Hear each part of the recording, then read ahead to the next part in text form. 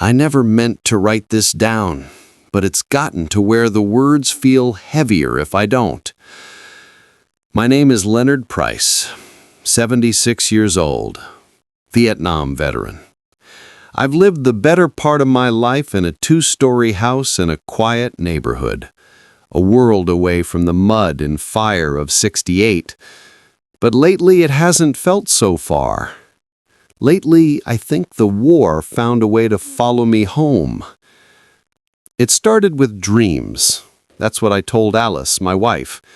Just old dreams. She knows I still wake up sweating sometimes, heart hammering like it's under fire, but this was different. I'd see the same place every time, the foxhole.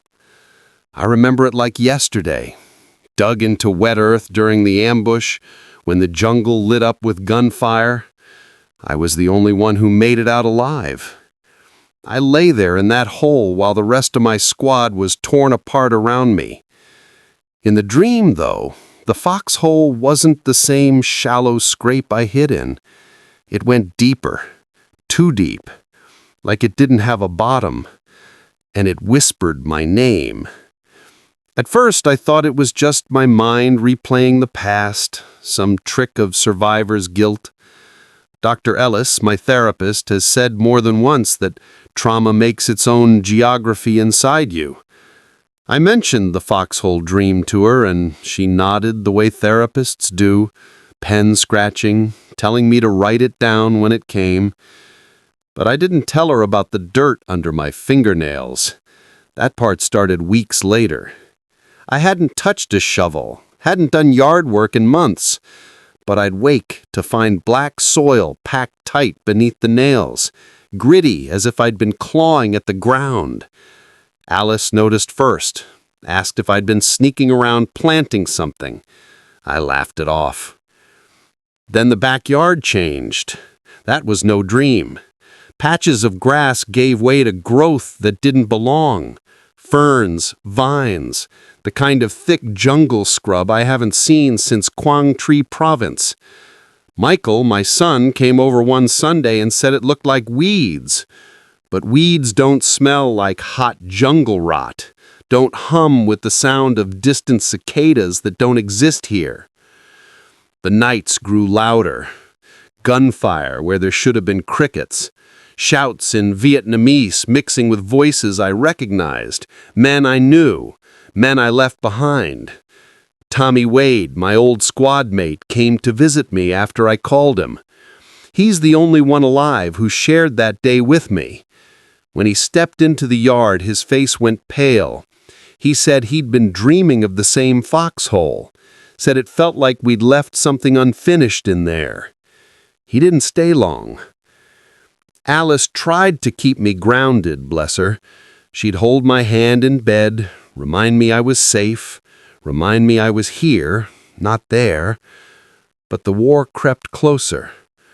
One night I woke to the sound of boots marching past the window. I could smell cordite, wet uniforms, blood. When I looked out, the grass was churned like men had run across it in the rain, but the sky was clear. The worst night came not long ago. It was just after midnight. I went to the kitchen for water and saw the backyard through the sliding glass door. The grass was gone, all of it, replaced by a pit, fresh black soil mounded at the edges. The foxhole, waiting, and from inside it came the voices of my unit, ragged, pleading. "Leonard, come down! You left us!" I wanted to turn away, but I stepped outside instead. The air was humid like jungle night, though it was December. My knees trembled as I approached the pit.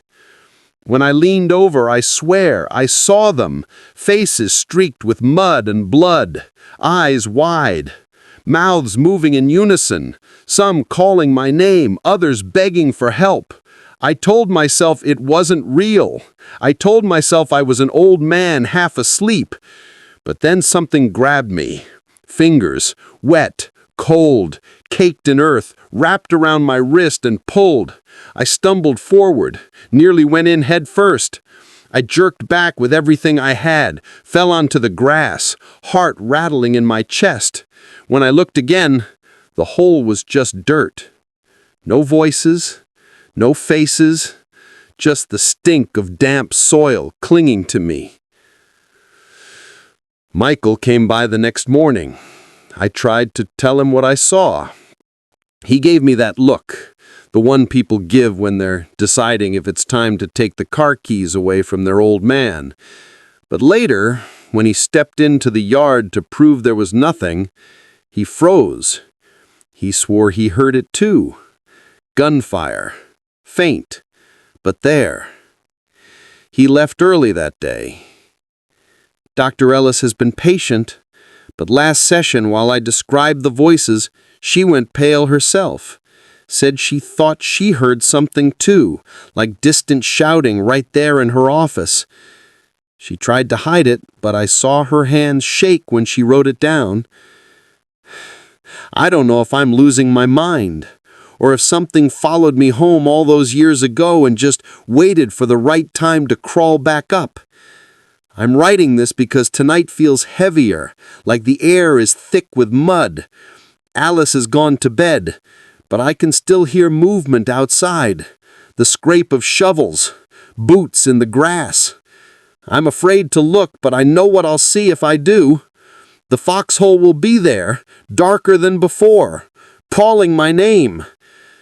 I used to think survivor's guilt meant living with the memories of those who didn't make it.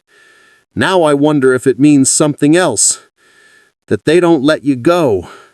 Not really, until you climb back down beside them.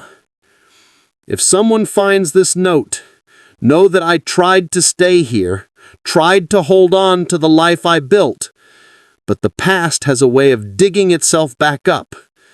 And sometimes, at night, when the wind dies and the house goes still, you'll hear it too. The dirt shifting, the whispers rising from the ground. And if you do, don't lean too close, because the hands waiting in that soil aren't done reaching. Hello, YouTube family. Thanks for watching. Big love to our subscribers. You keep this channel alive. Only about 20% of viewers are subscribed, so if you enjoy the chills, hit that subscribe button.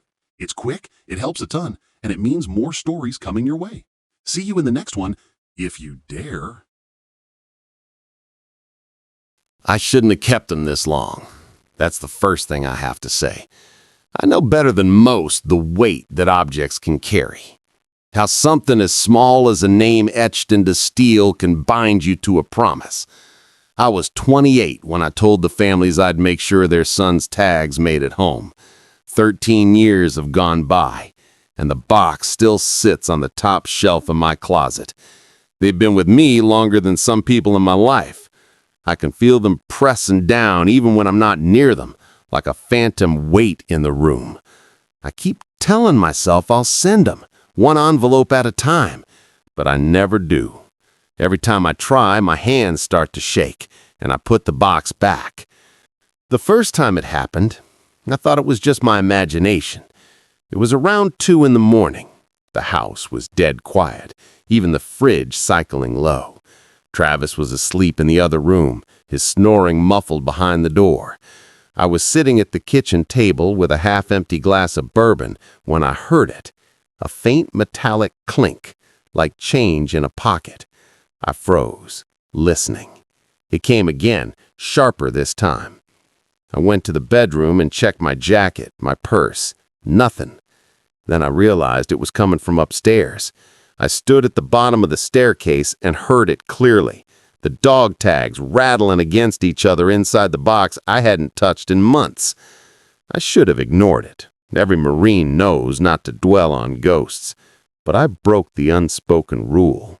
I went up, opened the closet, and pulled the box down. The lid hadn't shifted, yet when I opened it, the tags were scattered across the bottom like someone had shaken them out. I gathered them up and pressed them flat with my palm, feeling the cold bite of metal against skin. I told myself it was just air, the box shifting, but I couldn't shake the sense that I'd made a mistake. I should have left them alone. After that, it was every night. Some nights faint, some nights loud enough that Travis woke up. He thought it was pipes or maybe a mouse, but when I showed him the box the next morning, the tags were spread out on the floor like a fan of cards. Once, they spelled a name, Carson, the youngest in our squad, the one who bled out in my arms in Tikrit. I hadn't thought of him in years, not properly, and there it was, spelled letter by letter. Travis told me I must have done it in my sleep. He wanted me to see Dr. Lowell at the VA again, and eventually I did, just to quiet him. Lowell leaned back in his chair, fingers pressed together, and told me what I already expected. Your mind is externalizing guilt. PTSD often manifests in tactile hallucinations. You're hearing what you can't say out loud. I wanted to believe him. I almost did, until the day I brought the box into his office just to prove I wasn't crazy. I set it down on the table between us. He asked if I wanted to open it, and before I could answer, the tag started rattling. Not faint, not subtle, loud enough to echo against his bookshelf.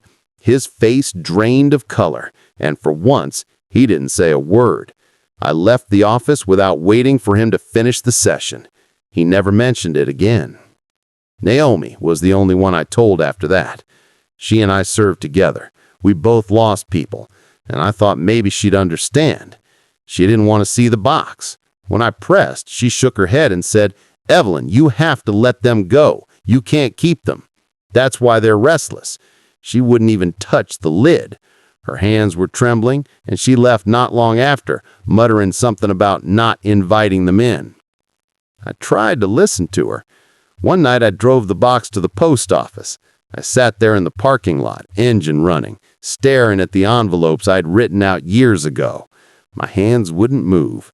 My chest tightened until I thought I'd black out, and I ended up driving home with the box still on the seat beside me.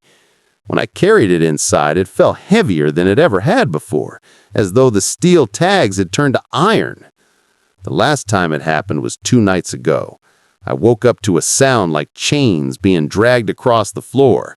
Travis wasn't in bed. I followed the sound to the hallway, and there he was, standing outside the closet with the box open at his feet. His face was blank, eyes unfocused, and the tags were moving on their own, sliding and clicking like they were being stirred by invisible fingers. They formed a circle, then split into lines, spelling another word this time, Rourke, my name. I pulled him away, slammed the lid shut, but when I looked at my hands, the chain of one tag was wrapped around my wrist, biting into the skin as though it had grown there. I don't know how much longer I can carry him. I don't sleep. I don't eat. The weight follows me everywhere. Maybe Naomi's right. Maybe they just want acknowledgement. Or maybe they don't want me to deliver them at all. Maybe they want me to join them, to close the circle. I don't know what will happen when the box finally empties itself, but I'm starting to think it won't be my choice. If you ever hear metal clinking in the night, don't go looking for it. Don't open the box. And if you find yourself holding dog tags that aren't yours, promise me one thing. Deliver them right away. Don't let them linger. Don't make the same mistake I did. Because once they start rattling, they never stop.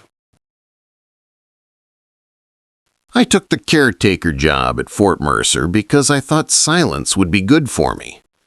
After 35 years in uniform, most of them spent listening for things that could kill me, I figured I could handle a place where nothing ever happened. The barracks had been closed for over a decade.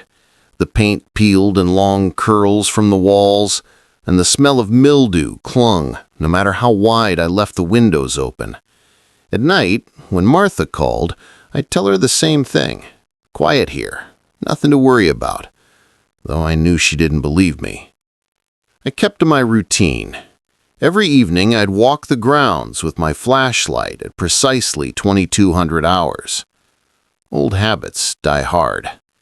The asphalt of the parade ground was cracked like a spider web, weeds pushing through, When my boots scraped over it, the sound carried farther than I expected, like the place wanted to make noise for me.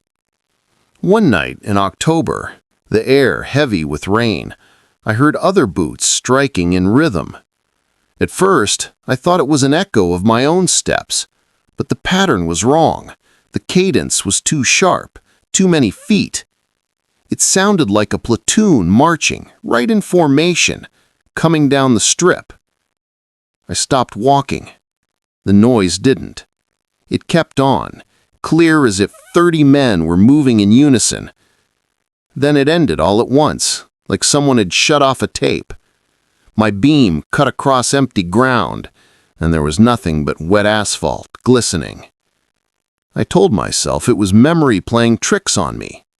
That night I lay awake in the caretaker's quarters, listening to the faint rattle of window panes, hearing what might have been shouted commands and voices I hadn't heard since Bosnia. The next morning, I mentioned it to Owen Laird, the younger guard who covered the day shift. He laughed, said, "This place'll get to you if you let it. All these old buildings, they sound alive when the wind moves through them." But he eyed me strangely, like he wanted me to be the one making things up. Weeks passed. The disturbances got sharper, less easy to shrug off. I'd walk into the barracks to find bunks neatly made, sheets pulled tight, hospital corners exact, helmets lined at the foot. I don't care who you are, you don't get corners that sharp unless someone taught you army style. I hadn't made a bed that way in years, and Owen sure as hell didn't bother with it. Once, in the mess hall, I heard trays clatter.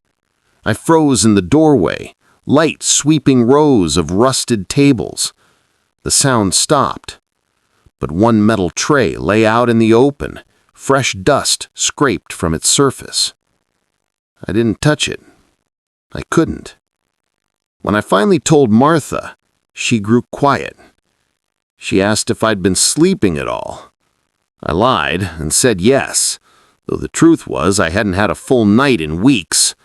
She wanted me to see a doctor. I told her no. Doctors can't fix the dead. She didn't answer, just sighed in that way that made me feel older than I was. The breaking point came last winter. A storm cut power to the base, and I went into the barracks to check the generator connections. My flashlight picked out familiar shapes, and for a heartbeat, I thought I'd finally lost it. My old unit, men I'd bled with, sweated with, buried, sat there on their bunks. Full uniforms, though stained dark across the chest and sleeves where I remembered their wounds. Their faces were pale, drained, but their eyes, every one of them locked on me. No one spoke. No one moved. They just watched, silent as the grave we'd shared. I must have stood there minutes, the beam shaking in my hand. Then I blinked, and the room was empty. Just dust and sagging bunks again.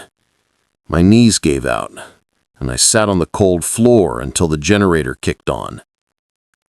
Later, I tried to tell Colonel Harris Dunn. He's retired now, older but still sharp. When I explained, his face went pale in a way I'd never seen. He told me, "Don't go back in those barracks, Keene. Some men never left Mercer, no matter what the paperwork said." He wouldn't elaborate. He ended the call quick. A few nights ago, Owen radioed me during his patrol. His voice shook.